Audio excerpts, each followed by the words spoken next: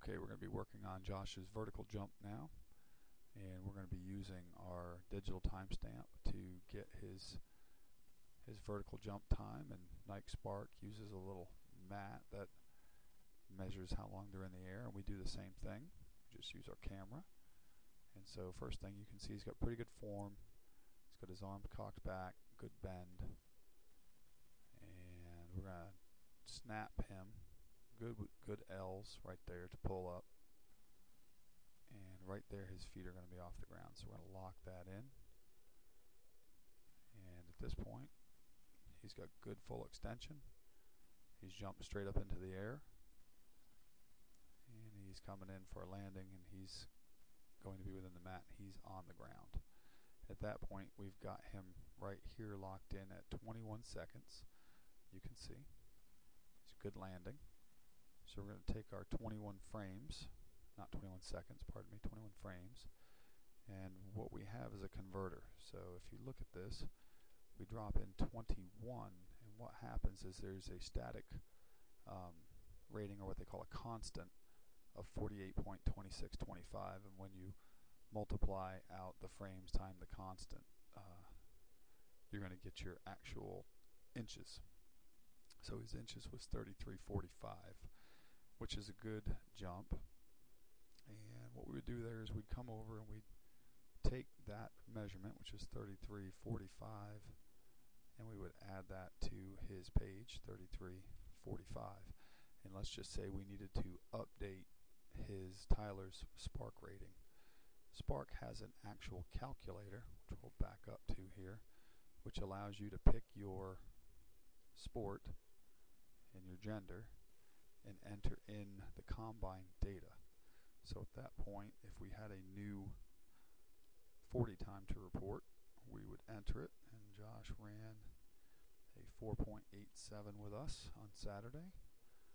He ran his agility shuttles at a 4.44 was his best.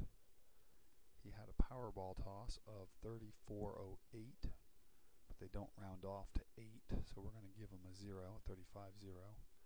His vertical jump we just saw was 33.45.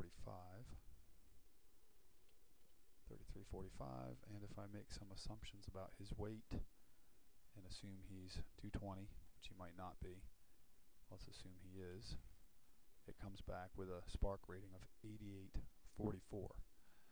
And the 88.44, at that point we would update him on his web page, and anybody that uses the Sparq rating system would know that Tyler is a 88.44. So just to give you an idea, if Tyler was to go to work on his 40 time and shave that down to a more realistic 4.6, and what that would do for us is, if we back this, oops, that was a mistake. Well, now I've got to come back in here and do football and get our data back in. So let's just say he ran a 4.6, and his agility shuttles were 4.44, and we get his Powerball toss back in here,